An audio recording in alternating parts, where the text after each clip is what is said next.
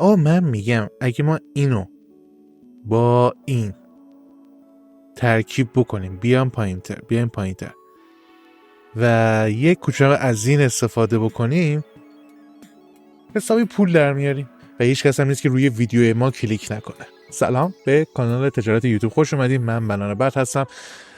بذارید توضیح بهتون بدم که قضیه حالا چیه.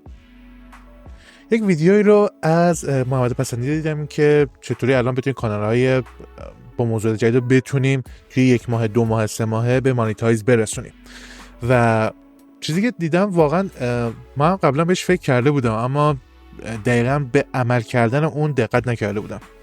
اینکه بتونیم از فان بودن و همینطور کمدی بودن یک قضیه استفاده بکنیم و همینطور از صحنه های حالا مثبت 18 که حالا نه دقیقاً مثبت، حالا میتونیم بگیم مثبت 16 15 اینا، و از جذابیت خانوما مثلا استفاده بکنیم داخل ویدیوهای خودمون و اینکه عجیب غریبه ولی خب همچین چیزی رو جواب میده. و محمد پسندی راجبش که حرف زده یک ویدیویی رو به عنوان مثال آورده بود که فقط یه خانمی داره میره توی رودخونه و میخواد شنا بکنه و از لباس در آوردنش تا اینکه بره توی رودخونه و شنا بکنه ویدیو گرفته و همون بالا توی فکر کنم 1 ماه اول فکر کنم 40 میلیون تا بازدید خورده بود و عدد خیلی زیادیه واسه یک ویدیو که تازه اول کارش هم بود که اون ویدیو رو نشون، چون توی 1 ماه اول این اتفاق ویدیو افتاده بود.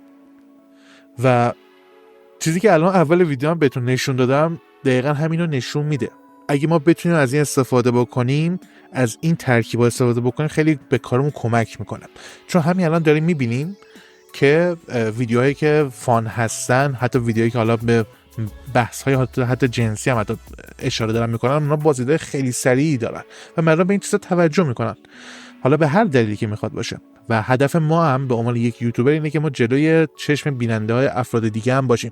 یکی از بخشی هستش که توی تحقیق کردن موضوعات بعدی خودمون هم بهش اشاره کردم که چجوری ما بتونیم جلوی چشم بیننده های افراد دیگه هم باشیم. مثلا یک مثال تو حوزه کسب و کار بهتون بگم که مثلا شما میخواین راجع به افزایش درآمد صحبت بکنید و مثلا بگید که میخواین افزایش درآمد راجع به کافی شاپ، مثلا بگید مثلا میخواین شما یه کافی شاپی دارید و میخواین توی اون کافی شاپ درآمدتون افزایش پیدا بکنه.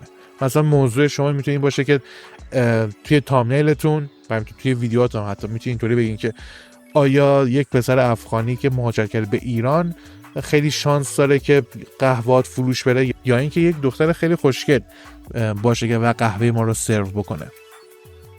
میگم بالاخره به هر موضوعی به این چیزا اشاره میشه و مردم به این چیزا توجه میکنن و چه بهتر که ما هم بتونیم از این استفاده بکنیم و موضوعاتی که خودمون توش تخصص داریم به این شکل جلوی چشم مردم بیاریم.